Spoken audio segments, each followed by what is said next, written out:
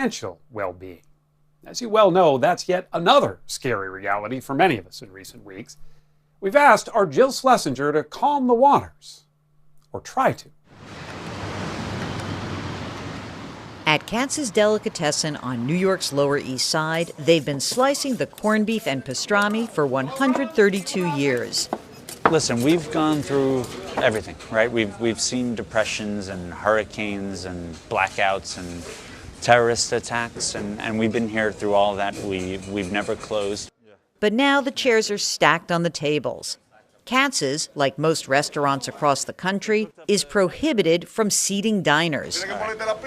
So the bagels and blintzes are only available to go. I gotta go bring food to my 93-year-old mother-in-law. Ooh, good luck. Jake Dell is the third-generation owner of Katz's. He's desperately trying to keep his 200 workers busy, and more importantly, to keep paying them. Waiters, for example, are doing deliveries or working on crowd control. You know, I have busboys that I obviously don't need to clean tables right now, so I'm having them do prep work.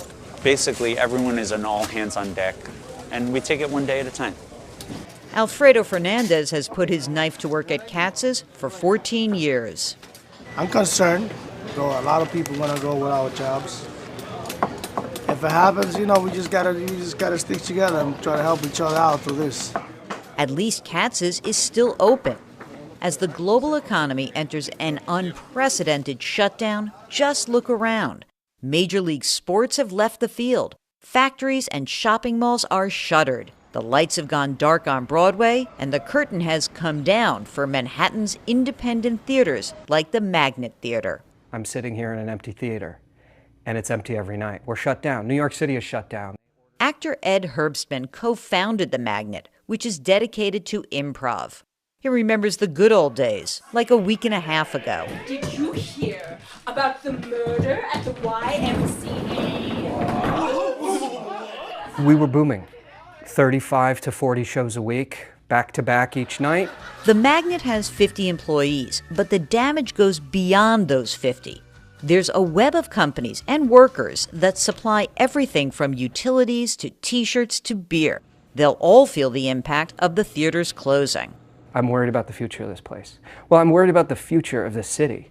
If you look back on your life, you've lived through a lot of different shaky economic periods. Can you tell me how this period feels to you today versus what you've seen in the past? Oh, to me, I think this is the most nerve-wracking. Joseph Stiglitz won the Nobel Prize for Economics in 2001 and is a professor at Columbia University. This is totally different, where we're shutting down the economy to protect our health. Stiglitz believes that the pre-virus economy was one where too many were left exposed, where both families and businesses alike were at risk if conditions soured. Before the event, many of our households were living at the edge. The average amount in the bank, 50%, 70% of Americans have is $500,000. On the other side, businesses have been really foolish, taking on debt as if no storms ever going to hit, and we always know that there's going to be some storms. They've been really, really foolish. We pushed the idea of efficiency in a narrow-minded sense too far. We've run our whole economy that way. No extra hospital beds. Fine, as long as you don't have a crisis like the current one. We developed a system without resilience in which we left large numbers of Americans extraordinarily vulnerable.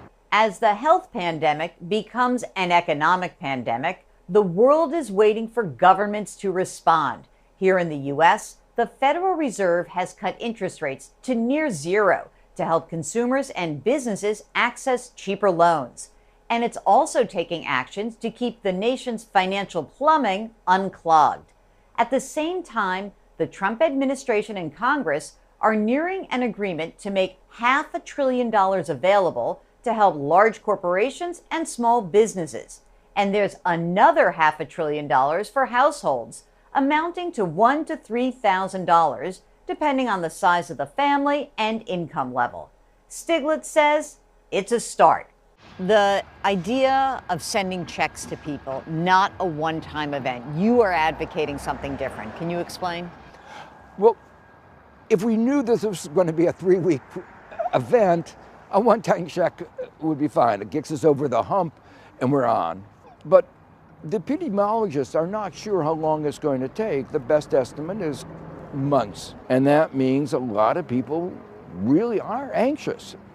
And knowing that if this crisis lasts for 3 months, there'll be another check. $1,000 for 3 months? Come on. So we really need to give them the assurance that as long as this lasts, there'll be a check coming. Should we be concerned at all about spending this money now? The answer is no. I mean, when we went to World War II, we didn't ask, could we afford it? We had to do it. We need to do it. Can we afford it?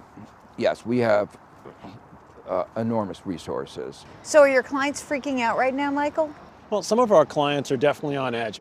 Michael Goodman is the president of Wealthstream Advisors, a financial planning and investment management firm. This is a pretty scary time, of course, and you would never want to discount that. There are clients, however, I'm surprised to see, that are anxious to put some money into the market. Wall Street has lost. It's been a frightening ride for investors. Stocks have plunged more than 30% over the past 5 weeks, ending the longest bull market on record. But despite the market turmoil, Goodman says that even for a person nearing retirement, now is not the time to panic and get out. If I'm 60 years old and I plan on retiring when I'm 70, should I make any changes in the account right now? If you're 60 and you're not going to be retiring for another 10 years, in these times there's this temptation to make adjustments.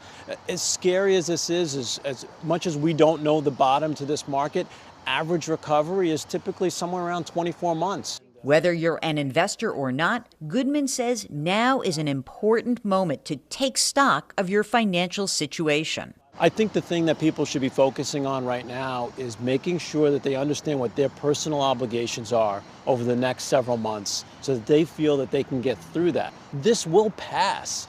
There will be damage because of it, and we will rebuild and grow back. We've done this before. I don't fully fit under the bed. I do. Back at the Magnet Theater, they're trying to get through it all by experimenting, like some of their big league colleagues, with putting performances online. The theater dedicated to improv is, well, improvising, as we all are. What we do is we train people to deal with the fact that everything is uncertain. It's improvising. We're constantly saying, calm down, take a breath, don't try to plan, try to react. And now we're doing that for real in real life.